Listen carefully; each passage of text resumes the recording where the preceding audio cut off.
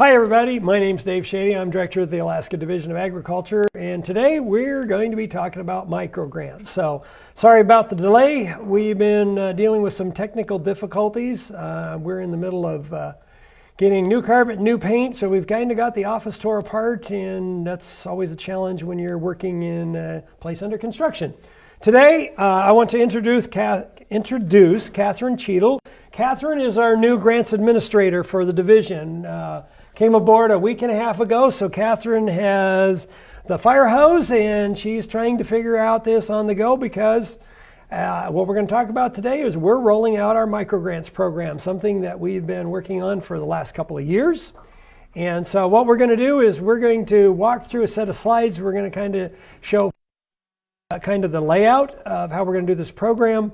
We're going to talk about the priorities we have, how it's going to operate, and some timelines, as well as we're going to set up and we're going to have some webinars that Catherine is going to set up for question and answers down the road. So, you know, like I said, what you're going to see is Alaska's microgrants for food security. Now, what this comes from, and I really have to put out a big thank you to Senator Murkowski, as well as Senator Sullivan and Congressman Young. In the 2018 Farm Bill, they got this microgrant put into the Farm Bill for Alaska, Hawaii, and our territories. So this is a very unique program for the purpose of helping our rural, and there isn't no more, you know, we're rural in Alaska, but try some of our territories. They are in the middle not only of far out there, far out in the middle of an ocean. So we realize Alaska, Hawaii, and our territories really have some struggles being at the end of the supply chain. So we have this microgrant program. The great news is not only did they get it in the Farm Bill, last year we got $1.8 million, roughly, to start for Alaska. And so that's what we're talking about today is the amount of money and how we're going to run this program. So John, next slide, please. As I said, this is for Alaska, Hawaii, and the U.S. territories. And the point we want to make abundantly clear, this is to increase the quantity and quality of locally grown food. Locally grown food. So the whole premise of this program is how do we help people in the local areas be better at food sustainability? And as COVID has taught us, we are at the end of the food chain, and this is not good for us when the ships don't get the food, the airlines get shut down, we're sitting out there going, now how do we make sure people feed? So the other part of this is competitive, like it's going to be for everybody, and we have come up with, I think, a great program that will let everybody have an equal chance to get in on this. And so we're going to talk our way through that. Next slide there, John, if you would, please. So what can you do? And I mean, you know, I've got these real busy slides that we're going to put out. And the reason is because we really want you to see what the legislation said. But I think the keys are, look, any individual is eligible. So that means everybody in the state of Alaska is eligible if they can come up with a project that will help with food security, the sustainability of local production, things like that. So what are they? I mean, we talk about small gardening. That's, you know, your equipment, your tools, a little garden, composting towers. There's a lot of people that are looking at all kinds of new technology to where you can grow indoors, hydroponics, things like that. Absolutely what we want to do. And look, it's even to where if you want to have a little grant to expand your cultivation, your garden, you want to build a community garden, you want to do things like that, this is what we're talking about. Next slide, please. Small-scale herding and livestock operations. I don't think people realize the amount of animals that are in this state. There are a lot of animals because people has their own. And COVID, I think I heard that 19,000 chicks were imported into the state last spring, which was significantly more than normal. That's great. This is what we have to do. We have to figure out how to do this. But with that, you need to be able to keep your animals in an enclosure, to keep your animals in a great area, a safe area. So, that's one of the things that we want to do. And, we want people to know that you also can work for setting up a little community processing, slaughterhouses and that. So as we're going along here, we're gonna give this outline, and we really want questions. Glenda, I know you're going to be doing that, and so I get rolling. So what do you got? Well, I just wanted to encourage Catherine Cheadle and the new grants administrator. Just delighted to be here. This is going to be a really tremendously valuable and exciting program since it is so new. We've got tremendous support. I'd like to encourage people also, and we'll talk about this a little bit later on, to make aggregate or group applications. If you can come together with similar producers or similar people in your area and come up with a common project, that'll certainly help workload on our end and on yours. We'll get into that a little more later.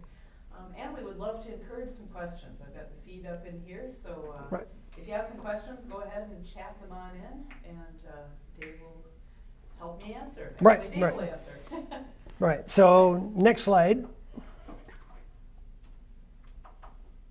So and this is your expertise, Catherine, and that is talking about the education component. And I know that is your love. And so why don't you talk a little bit about how we're looking at how do we expand that access to food and food security knowledge? Because I think, that is going to be our challenge as we get people to explain, I think the local grown, we want to grow local, we want to store local, but, what are your thoughts on how people are going to be able to deal with the educational component? Because I know that's more where you come from, your background. Sure. Well, a couple of things occur to me, and I got a little comment. This is wonderful. That I wasn't quite loud enough, so I found the volume. All right, great. This is on-the-ground training for me. Well, just doing your project and sharing that as a demonstration is education. You could also hold a workshop or gather other producers, plug into maybe accessing a conference, whether it's online, in person, whatever's going to make sense. Our main priority is addressing food insecurity. So areas where people don't have access to a food hub, don't have access to easily grow food or have food available. But education is also a key, and I can help you think through different projects, or what we'd really love to see is a project that's solid and addressing insecurity, but also has perhaps an outreach component that's in it. So through demonstration or through yourselves accessing some kind of training or further knowledge. I think I covered that, Dave? Yeah, great. That's exactly. So the question is, where will the project proposals, or where will the PowerPoints be posted? Oh, the PowerPoints. Well, on Facebook and on the division's website. So you're gonna see on our regular division website, we're gonna have a hot topic link. So you're gonna be able to go in and look at all this there. We should have that up by the end of the day. You'll also see it on our Alaska Grown Facebook, links from there, and of course on our division Facebook page, we're gonna have this. And the one thing I think you're going to see at the end here is we've got Catherine's contact information down there. She's our point of contact, and because I'm out and about, this is her full-time job. She is going to be helping. And like I said, we're going to have a webinar series, a couple of meetings. So we're going to let people take a look at this and then try to answer questions. So next slide, please. And meanwhile, is my mic back on here? I'm still seeing comments that people aren't hearing me. Yeah, go ahead and ignore the comments. Listen to me. Okay. Okay. Keep going. All right. So, I'm not going to try to read this because, man, I tell you what, it's too far away. But what we wanted to do is give a broad range of examples of the different projects, because the really interesting part is, somebody asked me the other day, hey, Dave, what's the limits? And I'm like, the limit is it has to be focused on food security. It's that local grown and that. So, Some of these, so we've been kicking around the project. So it can be, a group of gardening. It can be homeschools and kids and how to grow, how to fence. We've got extension that does a great job with a lot of classes, and it can tie into getting people developed into that. You've got all kinds of different ways for producers to expand. I mean, fencing is one of the things that we definitely are going to encourage, to fence wildlife out and to fence animals in. And it was kind of funny because when we were doing this, the Ag Marketing Service said, well, you can't do fencing because in every other ag program, fencing's not allowed. It's specifically allowed in this program. And they were shocked. They're like, wow, you can do fencing? And we're like, cool. Because in Alaska, fencing's a big deal. I mean, being able to fence your gardens and keep it secure can be a big deal. You can lose a lot to the wildlife. So, Catherine. Yeah, well, another thing that you might not think of, again, the limits are pretty expansive. We encourage you to be creative. Food storage safely. So maybe a cooler if you're a food distribution center or some sort of a village co-op, a food pantry. That would be something that would qualify. We even got a question just a couple days ago about subsistence with wild game and perhaps somehow processing that to be stored long-term safely, again, in remote areas. Yes, that kind of thing would qualify. This is all under the Farm Bill, and subsistence is allowable. Right, so right. We're expanding our minds too. We want to hear some great creativity and good ideas, and I really, again, welcome some questions from all of you as this rollout continues. Yeah, perfect. Absolutely. I mean, in the Farm Bill itself, it literally used the word subsistence, and that's where our congressional delegation does such a fantastic job of helping the USDA understand the unique nature of Alaska, Hawaii, our territories, our what I call really rural areas, because the contiguous 48 folks, they don't necessarily understand the challenges we have. So. You have one question. Does the definition of food security extend to both on land and in the ocean, i.e. mariculture? So mariculture is definitely part of agriculture. So the answer to that is going to be yes. If it fits into sorry about that, folks. We're trying to get a mic up and working better here for Catherine. Sorry about that. So yes, I would say to the degree that mariculture is food, the answer would be yes. I mean, there's some mariculture that's used for non-food purposes, so that would probably be excluded. But the mariculture that we're going to eat, and that can be plant and or your clams, your mussels, those kind of things, definitely be with something that our review board would look at. And that's really good. Let's go to the next slide. And one of the things that we're talking about who's eligible, and as we've said, it is pretty much everybody. Another thing that we really want people to think about, Glenda, is how do these projects stay sustainable?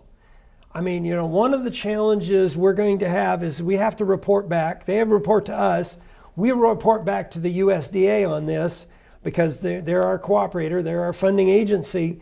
And so, it's really going to be important. And maybe you can talk to, and we can talk a little bit about how do we show that this is something that's going to have some time to it. It's not what we're looking for is the gardens that'll be there for years, the fencing that'll be there for years. How do we have that storage for people over time? Because the idea is long-term food security, right? And that sustainable component. So, you're more in the grant world than I am. I'm the ag guy. So how do we describe the sustainability and how do they describe that? What are your thoughts on that? Well, we're enjoying a boost right now over the next 3 years, but after that, we're not sure what to anticipate. So please describe for our review committee and for us to all think through and have in mind, how will your production, no matter what area it's in, outlast this boost? How can you use this grant, if you are awarded by the committee, to continue production beyond the end of the funds? So maybe it's purchasing a tool, maybe it's just getting some more capability in the land that you're working with, but just be thinking for how your activity is going to outlast a little influx of cash and honestly just make more food for Alaskans. Big picture, we'd like to import less food into our state and have more produced locally. So next slide. Catherine, your mic is still really quiet, which is not your fault, but we'll probably need to hear more from you. Okay, all right. So I mean, paraphrase my stuff. all right. So this is, sorry about that, and I can project, so my mic doesn't have to be as strong. What Catherine's saying is we're looking for long-term. Yes, we're thrilled to be able to get this money out into the community, to get this into the economy. It's really critical. Everything we can do to get the economy moving again. Governor Dunleavy has targeted the division as one of the agencies that can get food out in loans and grants and that. And this is a big part of that. But what we're looking at is how do we build a system that is more sustainable in the long run? Because we have the $2 billion a year in food that we import, and I know there's a lot of subsistence and a lot of food that doesn't even get put on the register, which we're trying to work on that. But how are we going to do better for ourselves? So, what we have in 2021, an incredible $1.8 million. I'm thrilled about that. Here's the key that's going to be real important. It's like, these are going to be, an individual can apply up to $5,000 per year for up to 3 years. So we're talking $15,000, but it's over 3 years. Organizations can apply up to $10,000 a year for up to 3 years. So that's a $30,000 maximum over 3 years. So, the really cool, and the way I look at that is, look, this is going to be a 3-year project that you can work through. And the really absolutely unique part of this grant program is you can aggregate. You can go together with your neighbors, with other entities, and we're really going to encourage that. I mean, we're talking about, one guy really can't justify a big cooler for the community, but a number of members of the community can absolutely justify a cooler. We had the food box program this summer, and I'm happy to announce is going to continue. Was just on the phone about that a little while ago.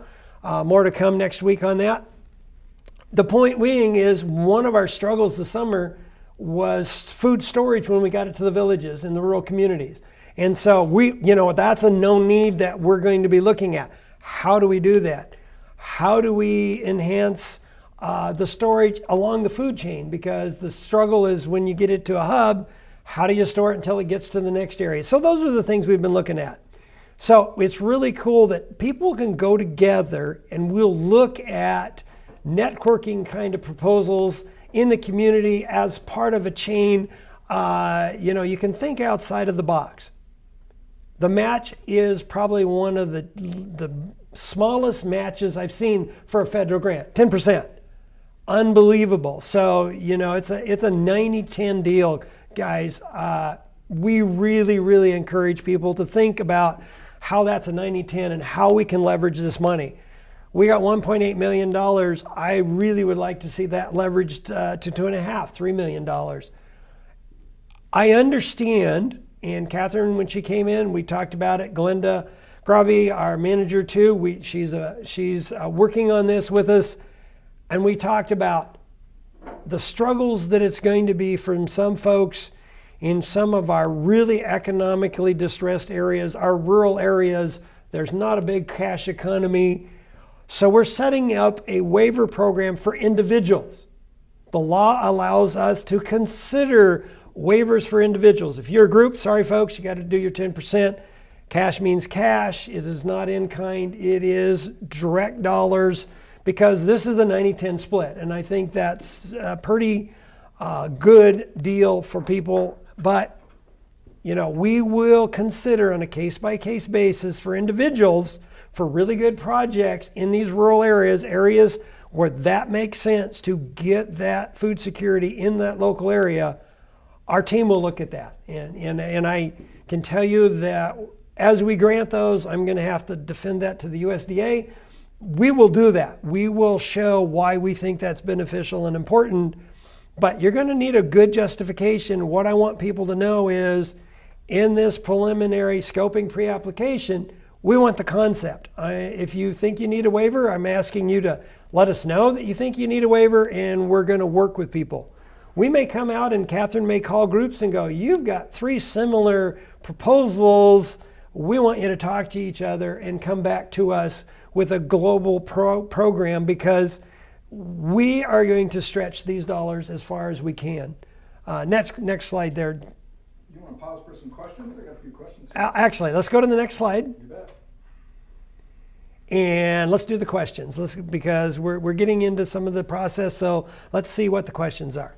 All right. I live in Palmer. Will this apply to me or just to rural villages? Alaska's rural. It applies to everyone. And the key is, guys, we're going to work from the end of the food chain back, because this was designed for prioritization of the most food insecure. And what COVID-19 showed us is the rural folks at the end of the transportation network were impacted the first and the most.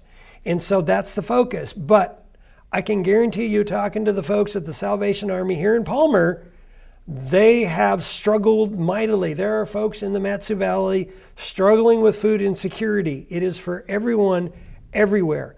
One of the keys I think we have, and we really look at food security in the long term, the fact that we have a lot of our food supply hubbed out of Anchorage is a grave concern to me. And how can we spread out our food supply?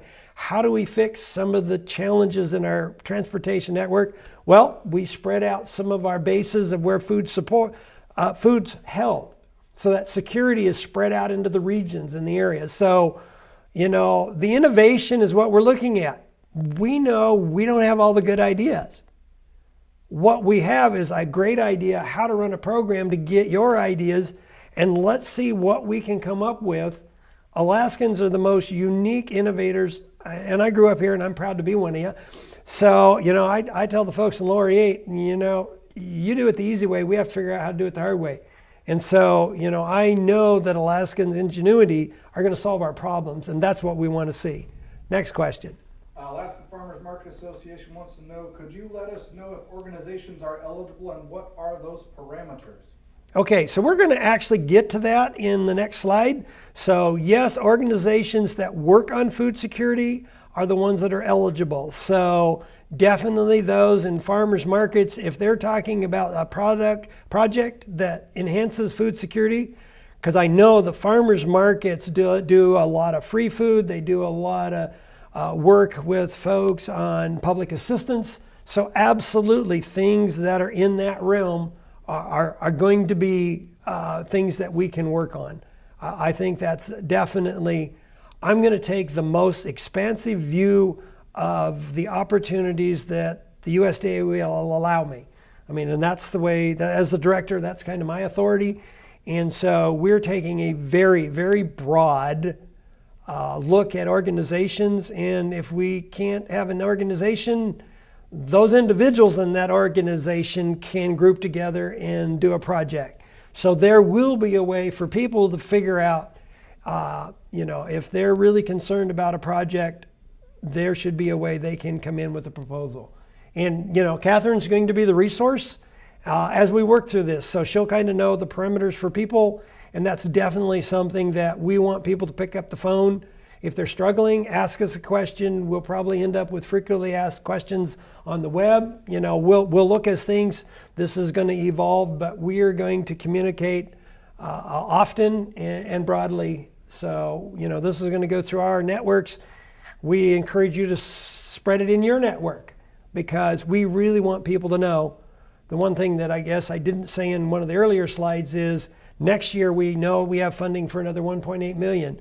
So what doesn't get funded this year, it's a great project. We just run out of money. We're going to roll into the next year. So we got to focus on this year. But Catherine and I have already talked about how do we look at next year. One of the priorities is if you didn't get funding the previous year. And so, it's set up because it's a multi-year step process, and people might have been wondering, gee, why is there a priority if you didn't get funding? It's well, because there's going to be more than 1 year. So our steps, I think let's take a minute and talk about that.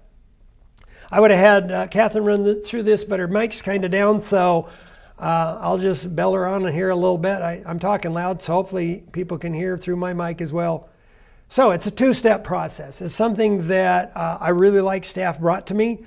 They looked at this, and first step, we call it a scoping application. And the reason why we did this is we know the interest on this is going to be huge. We hope the interest on this is going to be huge.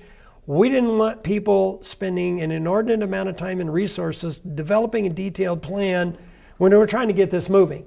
And so that initial scoping application, we literally have you a fillable PDF form. So if you are on a computer system, two-pager. This is simple. This is give us the scope, give us the idea. We're going to do that. We understand that not everybody has the internet. And so these are also printable. You're happy to type it, you're happy to handwrite it. Need to be able to read it. I mean, that's the only caveat because we're going to really try to understand. But we only have 30 days for folks to do this. So what we're talking about is this is the concept time, folks. This is not every little detail of what you're going to do. It's we want to do food storage. We want to expand the garden. This is what our big picture.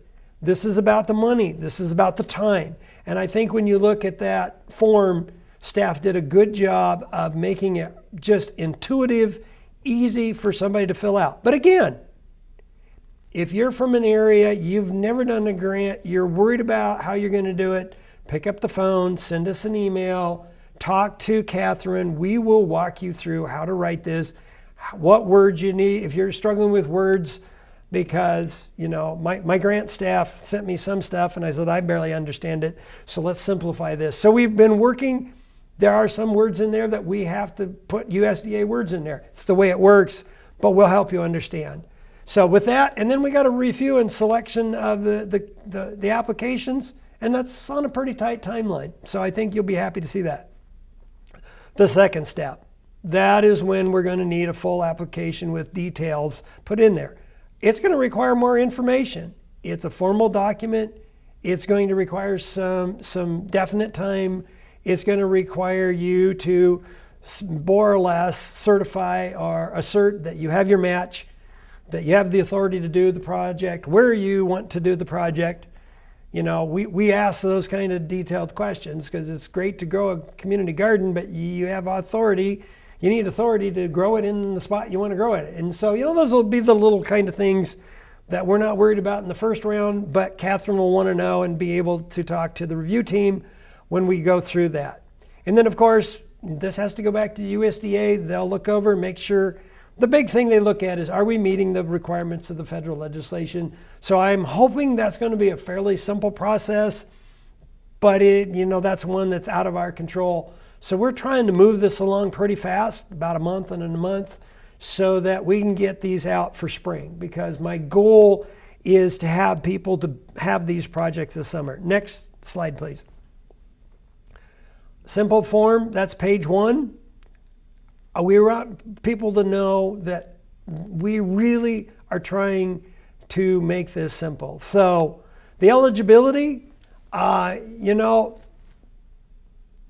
hope this is simple. I really hope this is simple. It's got to meet the requirements of the Farm Bill. What is that? Food security, enhancing local production. It's that simple. Eligibility to increase production and capacity in the local community. The key is, if we can grow it, if we can store it in the local community, then the food security is in that local community. And that's what we're working towards. How do we build a stronger supply chain? How do we get the food security for those individuals, for the people that live in rural Alaska? And that, like I just said, includes Palmer. That includes even Anchorage. Believe it or not, food insecurity in our biggest city is a problem, and we recognize that.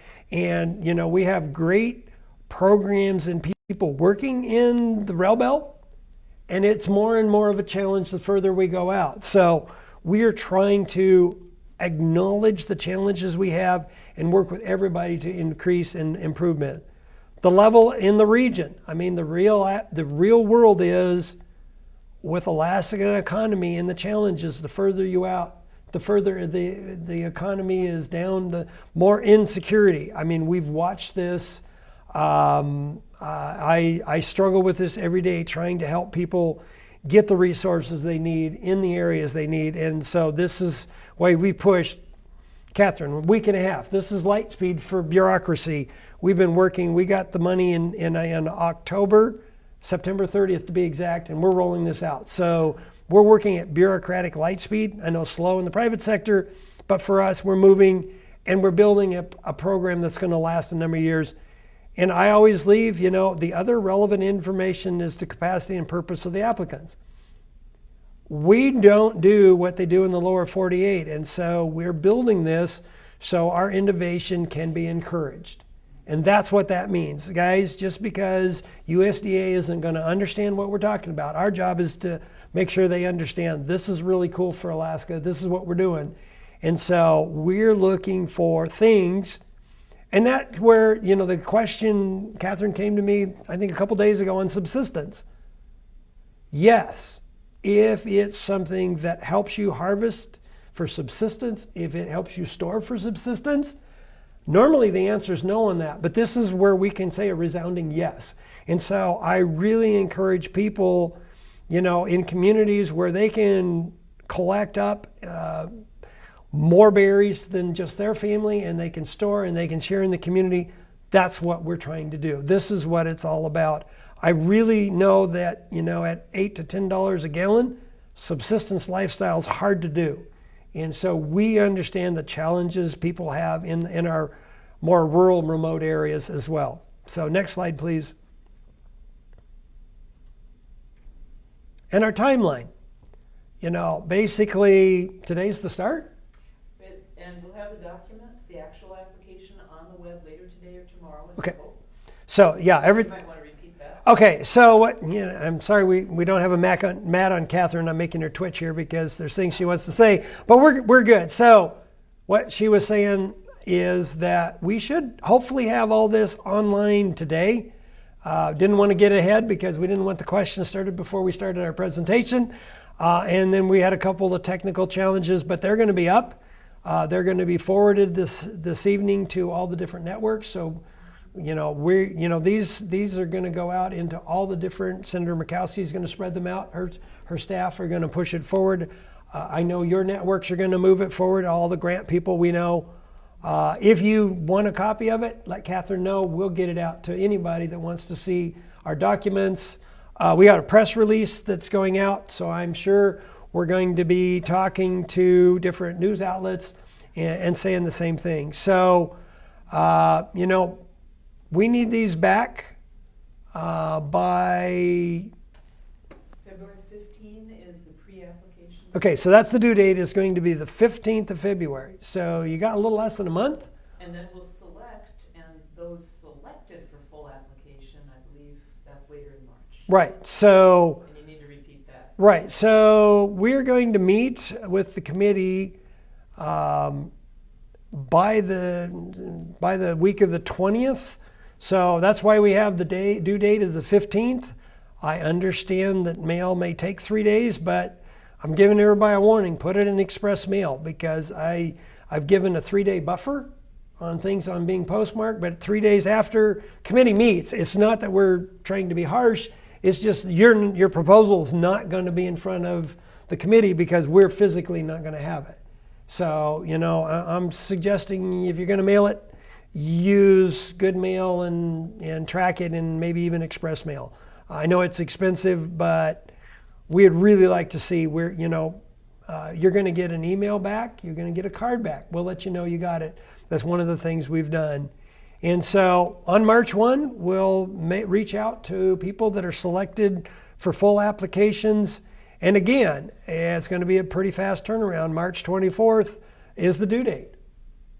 We will next week, within the next week and a half at least, get our full application package out on the internet so people can start seeing what it's looking like and start working on it. So what we want people this week is to focus on their proposal, and then they're going to see shortly that full application, and then that should give them an idea. We want you to be able to start working on that. We're providing the applications for ease of review, and hopefully easier for them to give us a proposal, because if you're shooting in the dark not knowing what you're looking for, it's a little harder to do. So staff has not quite got the final application due. Actually, we're trying to simplify it, and that's always a challenge to do. And then we're going to meet April 1. Again, the caveat is if we don't have it, we can't look at it. So anything we want to add? Well, so what's in front of us is the pre-application, and all those forms will be on Division of Ag's website. We're hoping by end of tomorrow latest. Right. So If you by wanted to repeat that. yeah, like she said, if they're not on tonight, they will be on by the end of the day tomorrow. So you're going to be able to see that, and that's where people can look. Your webinars are going to be on March 2nd and March 3rd. So we'll get those posted, but that gives you a few days to start working on that. If you can wait on your questions for the webinar, that's great. If you got individual questions, reach out to Catherine, but understand her phone's going to be very busy. We don't get back to you, send an email, we will get back to you. And absolutely, that'll help us as we get ready for our webinar, and we'll be talking about that. Again, webinar, more information the 2nd and the 3rd. Yeah. The webinar is only for those selected for full applications. Oh, that's the next round. Yeah. See, I'm The first round, no webinar, but. okay. So what we will do then is, if we have questions and we find we're having a lot of questions, we'll set something up. Yeah. All right, because I don't want people struggling with this, and if we find that if basically, I guess what I'm saying is, if people go through this and they need a webinar, we're going to be willing to put it on. And we knew that it was going to be complicated in the full app, and that they would need that help. If we're not simple enough and you want it, reach out to Catherine, and we get enough requests, we'll put it on if we can't do it one-on-one. So sorry about that confusion. Trying to read and it's a little far away, and we have had a lot of balls in the air as we've tried to get this pulled together. So, I wish I could say when will be our final announcements. That'll be when the USDA gets it back to us. But we're looking, I really hope by May 1, we should be able to be rolling with this. And that's our goal. And so I'll push the Secretary's office, the USDA.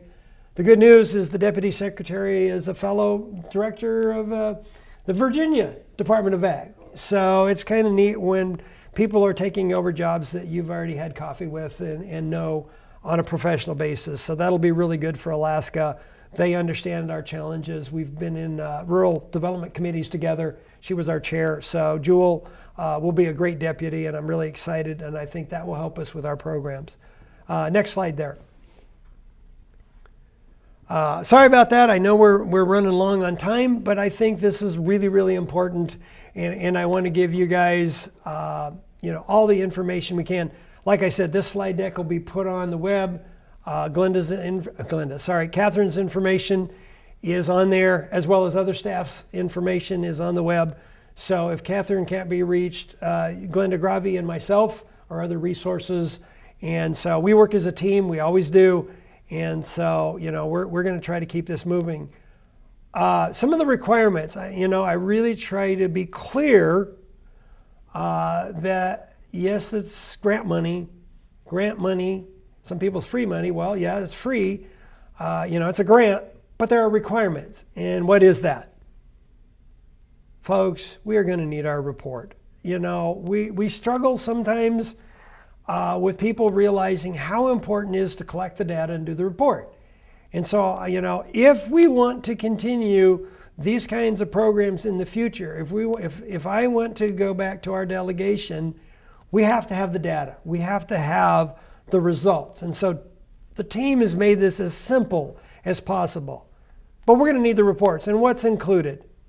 We need to know what portion of your project's completed as we go. This is multi-level. We need to know the individual or community impact description. Who's it helping? Where are you? It is so exciting to be able to say, we see a success in this village, that village, by this group, that group. People really like to be able to explain on a human basis how this is successful. And that's what we're trying to collect. So we hopefully, the senators can get the secretary up here. We can say, hey, we want to take you and show you this great project. Those are the things. We don't know about it. We can't do that. Measures of objectives. Sorry, folks. We need to collect data. We need to show that we're having an impact. It's just the way this world of grants is. Budgets and numbers, we understand sometimes you got to make adjustments. We need it reported. We need to know. And, we're going to look at this from the full application, and we'll let people know, hey, there's going to be some extra information we're going to need, so we'll do that. But I want people to understand we will be expecting a report. We will be looking for pictures. We will be making sure that the money is spent on what you say you're going to spend it on. And that's my job. Some days I am the regulatory guy. I'm the cop. And because you know what? If we don't do it right, then we don't have the benefits later. And so, that's some days the job when I have to be the regulator and the guy that says, no, we have to do it right. But what we're trying to do is we're trying to make it the best possible project and have the biggest results for everybody. And so, yeah, there's a certain amount of bureaucracy we have to do. I'm a farmer first and then a bureaucrat. So I hate bureaucracy as much as anybody. But I can assure you this is well worth the small amount of paperwork and the data we're going to ask you to collect. But let's just figure out how to do that and get that figured out up front. So if you collect the data as you're going, it's really easy for you to get your reports back. And Catherine's not calling you and you're trying to figure out how to get that information. Next slide, please. We've been answering some questions. So do we have any other questions there, John? We do. Good. Charles is wondering, I'm part of a group that just purchased a new high tunnel so we can grow more food. We are still waiting for the kit to be shipped to Sitka. Is that something we can get grant money for, or is it too late?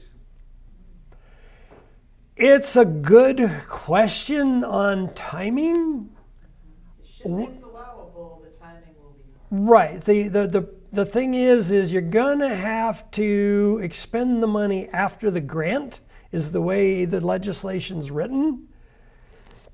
So I would say if you already got it shipped, the answer is going to be no, but there may be other things, and if it's a new project, the answer could be yes. So that's kind of a wishy-washy answer, and I understand that, but it's a question of timing, and I think Catherine agrees with me that it's got to be for a project that you're proposing, not something you're already doing, but you could add on to what you're already doing. It would be my response is think about what can you add to your project you're already working on. That's something we'd be really excited. High tunnels, that ability is definitely something. The one thing we didn't talk about, and I'll tag onto this question, is if you have another federal grant, another thing, this money that cannot be match money, and it can't be something that you got to be careful on what I'd call piggybacking, my terms, not theirs. If it's it can be part of your project, but it's got to be a unique, separate part of that project is probably a better way of saying it, so that we can delineate this is what you're doing. But it does not stop you from having an equip grant or a specialty crop grant or that.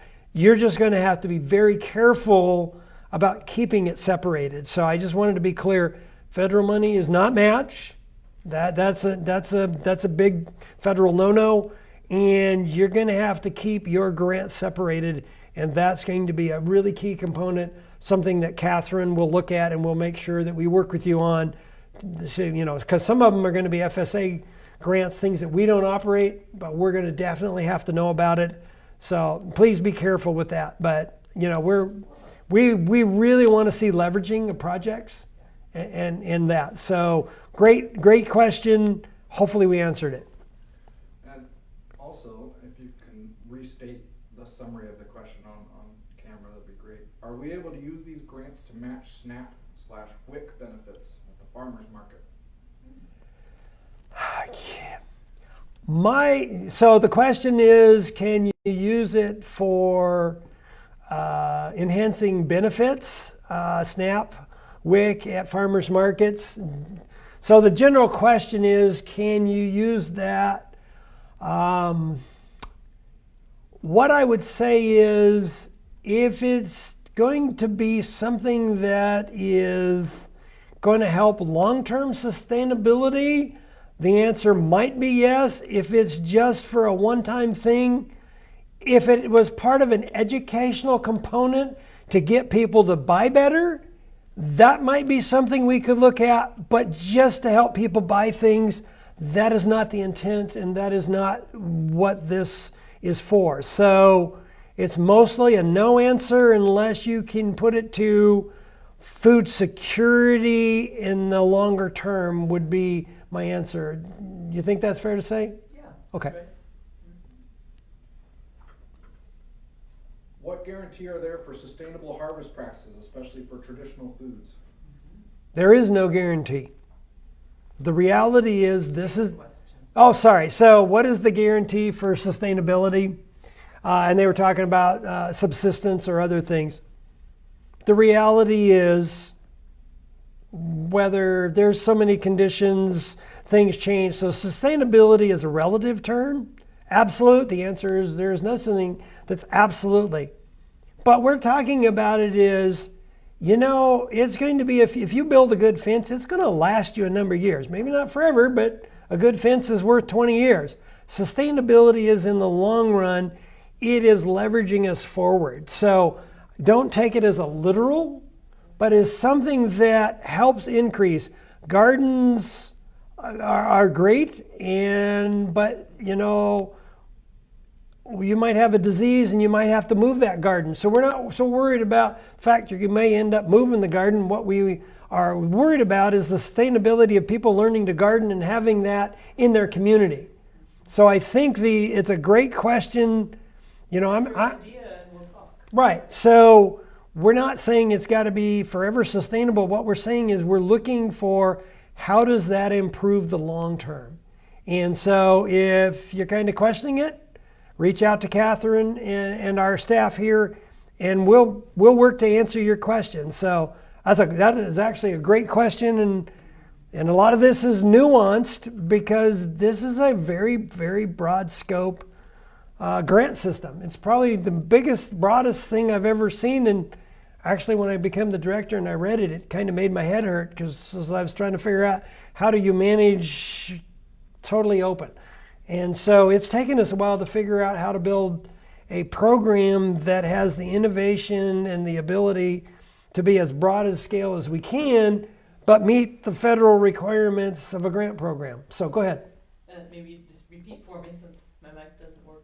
But we want to help you. We want these to be successful. We want to distribute the money. We're all in it together as Alaskans. Right. Catherine's, the last part of her statement should have been the first part. We're all Alaskans and we're all in this together. Catherine, that was well said and exactly what we're trying to do.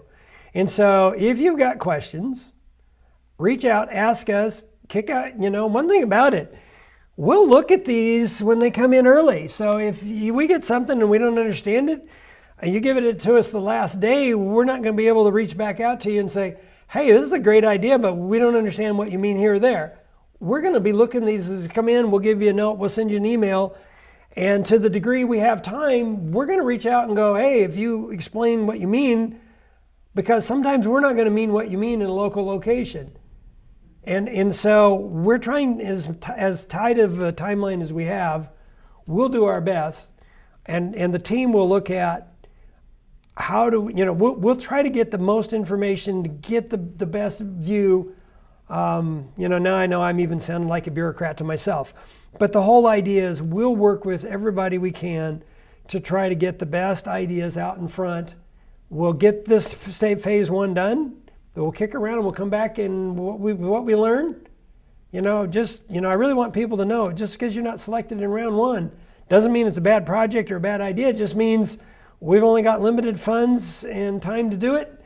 And we're going to turn right back around. So we'll give more direction and ideas for the next round. And then we're going to do it again. And hopefully if we get more money, we got a couple more years after that. But what we know for sure, we've got 2 years. And so we're focusing on the first 2 years. Right now, scoping, pre-applications, I really want you to know, right up there, the last slide, we're going to have that on our grants page here soon, within the next day to 2 days. Catherine Cheadle at alaska.gov, 907-761-3851. That's her direct line, guys. You're not going through a switchboard. You're going to her desk. Leave a message. She's on the phone. She's doing a lot of paperwork. She's got a lot of training she's doing. We really appreciate emails because we can respond to those.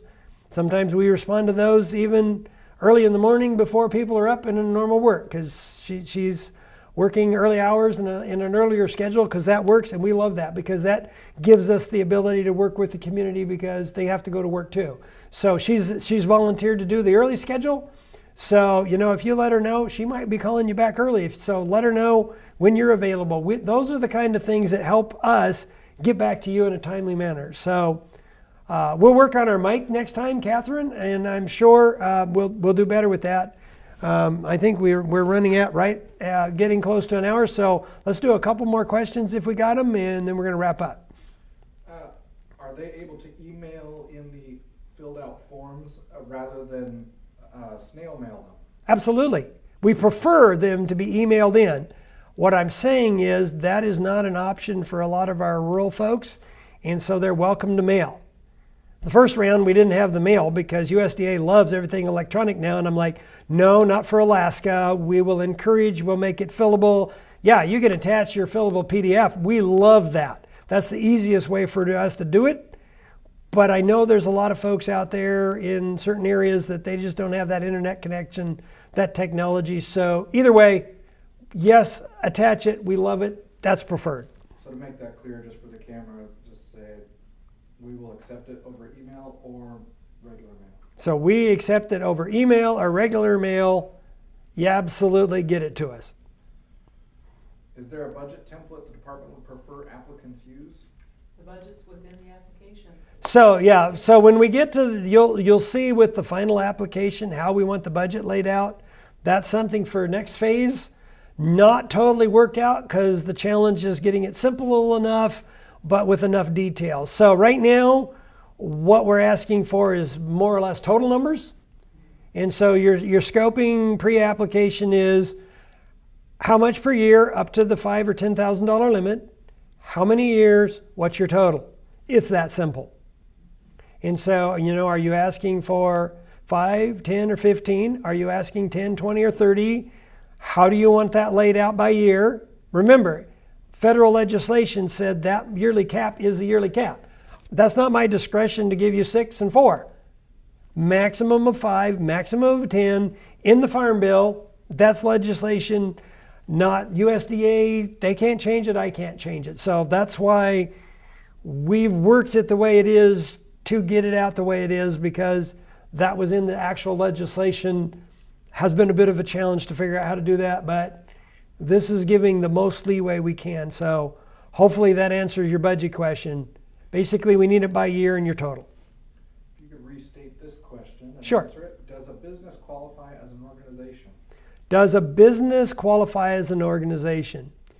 When I went back and read the federal legislation in the USDA, an organization is a nonprofit or other organization that works on food security. Because the question is, does a private business qualify? My interpretation is no. It has to be an organization. So associations, nonprofits, the key is working on food security. If you have a business, then what I say is use your individual route and do it as a collective thing. We didn't write this is the rules set in the federal legislation. It's a challenge. I know there are some for-profits that would like to use this. And, I understand people getting together to do a slaughterhouse is a challenge if they're not a nonprofit. And so I have really struggled figuring out how to make this work. My answer is it's going to have to be your group as individuals.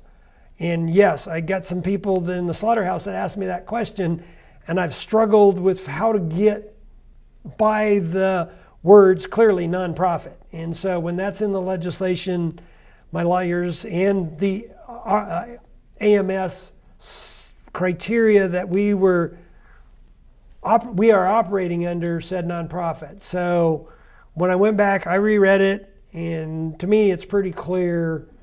It's an organization. I mean, we got a lot of councils, we got a lot of associations, but it's more your food banks, Salvation Army, groups like that. The focus in the legislation is in that group of people that are working on food to stop food insecurity. So, we're not promoting food insecurity, as Catherine told me yesterday. I was like, I got to be careful in the context of how I word that. We need food security. We're stopping food insecurity. And so the profit thing, it had nothing to do with the legislation. It was done before I even became director. And so in the future, we might see how we can couch the wording a little better, a little broader, but right now that's where it is. So sorry, just strictly private entities. No, you're going to have to do it as individuals. This one might be a little out of the scope of this, but my clarification from one of the earlier questions, which was what guarantees are there for sustainable harvest practices, especially for traditional foods. The clarification is the question was more about how do we prevent overharvest of berries or forest products in the area. If you could restate that. Oh, so in the follow-up question on sustainability is how do we avoid overharvest of the traditional foods, especially and other natural resources. So when my brain goes into, we have the people that are growing berries, and it's an issue I deal with, and then now we have the natural picking. So you can come at it from both directions. If the grant is for a study or education to explain how overharvesting is bad and therefore sustains, we definitely want to look at it. That is something. If you can avoid overharvesting because there are certain practices that will enhance the environment, people kind of laugh, but it's like, we put fertilizers, natural or otherwise, on berries, and there's no reason you guys couldn't do research or come up with a program to enhance your local berry production for wild gathering. There's no reason, and that's what we want, innovative ideas of how do you do this better. So if you're coming at it from how do we protect from overharvest, great. How do we enhance the harvest we have? Great. That's exactly the kind of proposals we want to come in, because sitting in our office in Palmer, which is where our office is, we don't normally think about that part of the food supply chain and those resources. The good news is a lot of us have spent a lot of time out in the rural communities and villages and have a pretty solid understanding of the challenges out there.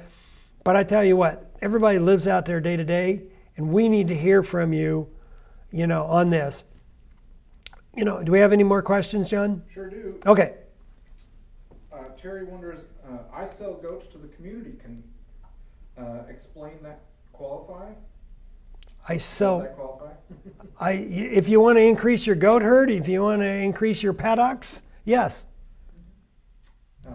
Can small businesses or hobby businesses apply? If you could restate that question. Can small businesses or hobby businesses apply?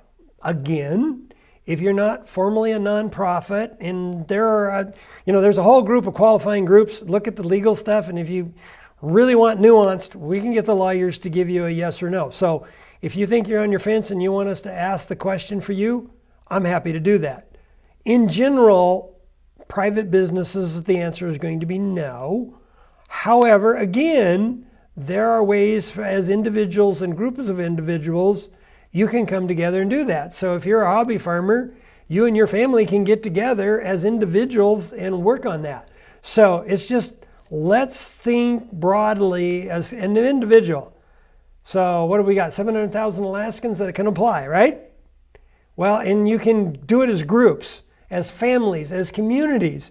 That is the absolutely unique part of this grant, is people can go together. I don't think I've ever seen a grant that had the leeway on going together as groups. And you'll be more competitive as a And you will. And individual, if you could repeat that. right. So, and as Catherine says, these groups that come together and are competitive as community, they're going to be more competitive. Community projects, group projects are going to have a bigger impact, so you're going to be able to show us you are a preferred project. So we're encouraging people to work together with their friends and their family and their communities. I would love to see community gardens. I would love to see community greenhouses. I would love to see community storage. Those are the kind of things that I think are what's intended here.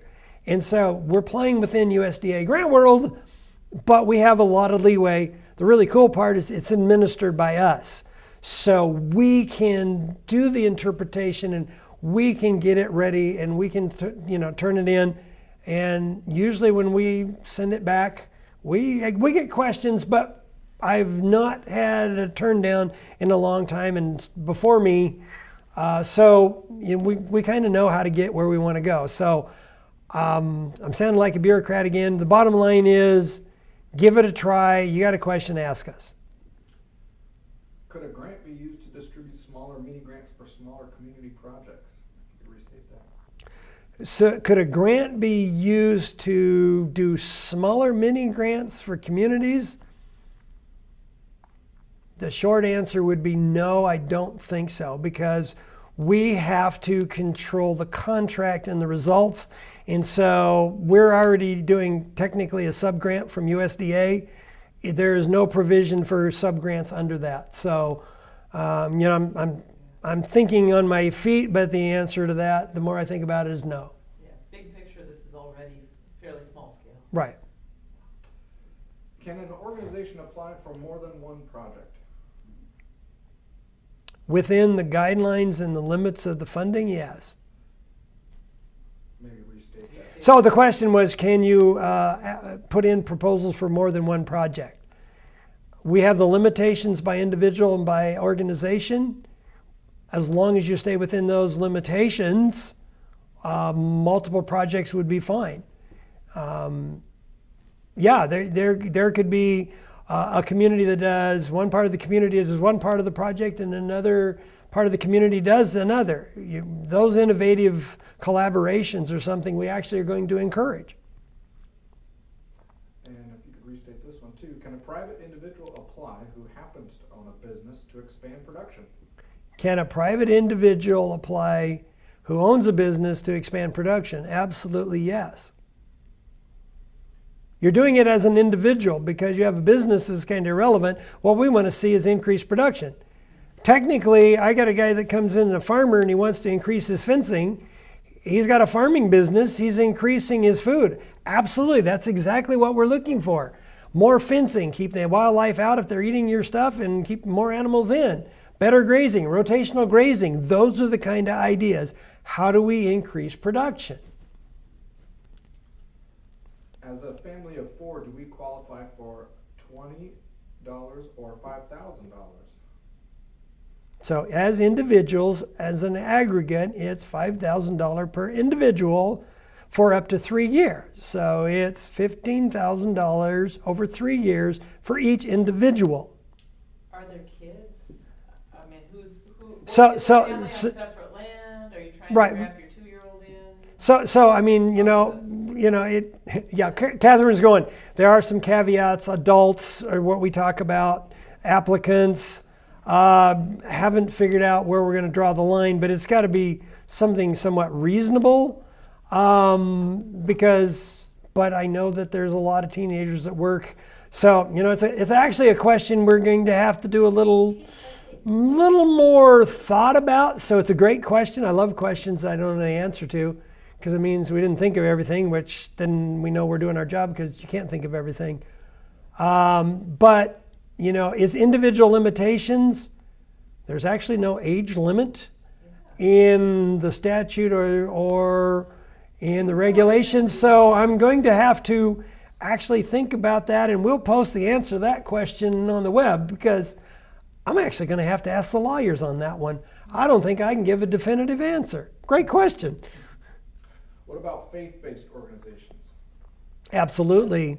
If you could restate that. Oh, sorry. What about faith-based organizations? They're nonprofits. They live in that world.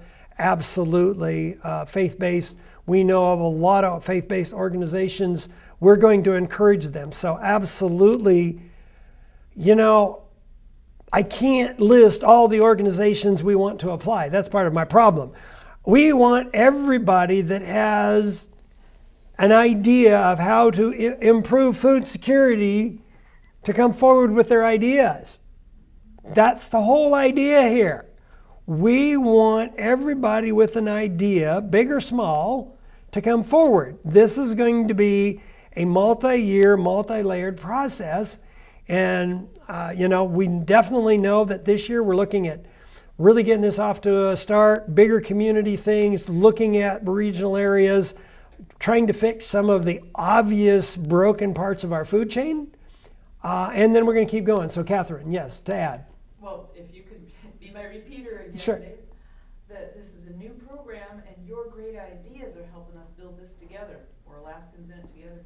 Right. So, as Catherine said, you know, we're in this together. This is building new ideas. This is building the program.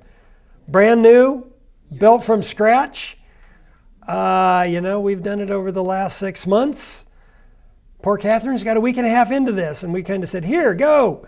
And so every day she learns a little more. We're asking great questions.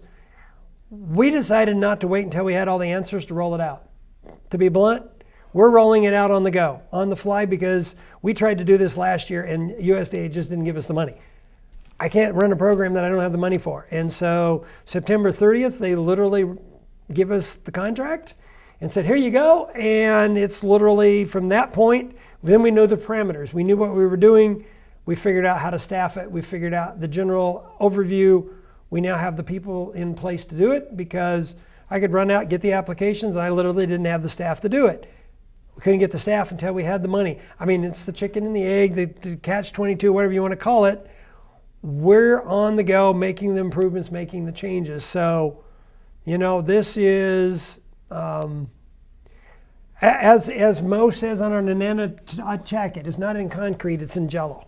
So, you know, this is ag in Alaska. Nothing's in concrete, it's in good solid jello. We're changing, we're fixing, we're moving. We're going to keep growing with this. So, any last question? When do you expect to start accepting applications? This person came in a little late. So next week, it'll be, you'll be able to, as soon as you get it, yeah, I'm sure it'll download onto our site. So We'll take them first thing Monday or Yeah. whatever, over the weekend if you want. so basically, once we get the application up and you want to fill it out, please take the time to do a good job writing it up. It's going to be really important to have, we got a 250 word limit. Did that on purpose. That was actually my limit. And why did I do that? Because it's really hard to write it in 250 words, but what we have is a succinct project that you've thought out that we can understand. And if we give you 5 pages, our review committee is never going to understand what you want to do. So for the sake of you having a better program and a better project, you got 250 words. Now, if you can whip that out in a day and get it into us, fantastic. But please do yourself a favor and give us a really good descriptive proposal. And I can tell you, you can do it in 250 words easy. But take the time to get that down because these are graded, these are scored, and then we you know, it's competitive. There's going to be so much money, and we'll go a little bit beyond the money we have in our next round because there's always a few that don't quite make it. This is the iterative process. You have a right to apply. Then we do the process, and the best projects will get funded. And the next round, and maybe more will get. So, you know, the better you do, the better your score, the better a chance of funding it is. It's not personal. It's not people's individuals. It is a scoring metrics, which we have laid out. And we have independent reviewers that have no skin in the game, that really care passionately about food security, and they volunteered their time to help score, and then we'll do the scores, and it's math. And it's a simple, unbiased process to the degree we can make it. And so we've tried to be clear on the priorities. I've tried to be really, really blunt. look, my priorities are grow local, store local, educate people to do it locally. I mean, that is as simple as I can make what the USDA handed us. We want you to support yourselves. I don't know how any simpler I can state that. And the better your project shows how you can do it for yourselves in the long run, the higher you're going to get scored. And it's really going to be, we know that there's going to be a lot of interest in this because we've went an hour and 15 minutes so far and we still got questions. So I think I'll take 3 or 4 more and then we're going to wrap up. No, that about wraps it up. Oh, good. Well, finally I talked everybody out. The instruction sheet does cover a lot of these. So please, right, so we're going to have the applications. We spent the time to write what I think is a pretty good instruction sheet. Please read it first. I have people that call up and ask, and I was like, that's the second paragraph of your instruction sheet. If we made a mistake, ask the question. But, read the instruction sheet, start filling it out, then get back with us. I really do appreciate it. We're going to be busy, and I'm trying to help everybody get the best job they can. We've only got a couple of staff to work on this. Catherine's got the lead. And so the better job you do, the faster we can get this done, the faster we can get it back out. We are really excited to help Alaska. The governor's excited about supporting ag. This is absolutely going to be one of those things we can do that. In closing, and because I know I have a pretty good audience, we're talking about food security. And one of our greatest concerns is people in this winter having food. So one of the things that is not related to the microgrants, but it is, if there is food insecurity, please have people reach out to your food banks, the Salvation Army, and other entities in your community. If that's not working, please call us. Call the Division of Ag. Get a hold of one of us. Let us know that there are people that are hungry out there. I can't help people. I can't build resources. We don't do that. It's not our job to get the resources out there, but we know all the connections. We know where those resources are. I know that sometimes the communication doesn't get back to where it needs to go. And so we reach out, we work with communities, we work with the nonprofits, the food bank. There's another food box program coming out. I'm going to be working with the USDA. The AC store got the bid. So AC stores will be back out in the communities. I'm not happy. I don't think it's broad enough. I'm going to be working to see if I can talk USDA into broadening the number of villages. They still have raw milk on it. I think that's insane. I'm going to tell them that again. It's just really hard to do the logistics in Alaska the way that program is set up. I tried to tell them it's not working. Because what we want is we want good quality food to get out to the people that need it. So, give me feedback on stuff that's getting there good. Give me feedback on things that's not making it there. It is all about grants. It is all about food security. But if we don't know, if you're not responding back to us from your communities at the end of the transportation to communities in Palmer, we don't know what the problems are. And so the Division of Agriculture, our mission is to educate and to show the data of agriculture and food throughout the state. And if we don't know what's going on, we can't report and we can't work to help everybody have the food they need. We do these Facebook Lives and we talk about seed and we talk about food prep and we bring in all the experts because what I'm trying to do is help people continue growing their victory gardens. I mean, it was fantastic effort this last year. Hunting and fishing is up. That is absolutely great. People do what they need to do to increase their food supply. That food security is important. We're still going to have challenges on our food chain. It's fantastic news that we have our vaccines going out. Alaska's doing really well. We need to do better. We're all going to work on that. So, I really want people to know that, from our food perspective, from the division, I'm really excited about the positives going into this year. We've all struggled. We made it through last year. It was tough for everybody. It was tough getting all the inspections done. Bobbles in the food supply, but I'm pretty confident looking around the country. It's just going to be intermittent problems. But guys, intermittent for a couple of weeks in a rural community that's food, not food for 2 weeks. That's a problem. Those are the kind of things we're looking at trying to solve. So I hope that helps. We're really excited and really grateful for our congressional delegation and the governor and everyone, my commissioner, for giving us the opportunity to do this. So again, my hat's off and thanks to all of those that have helped us get this set up, authorized us to do it. With that, I'm Dave Shady. This is Catherine Cheadle. We really thank you for joining us today. Have a great day.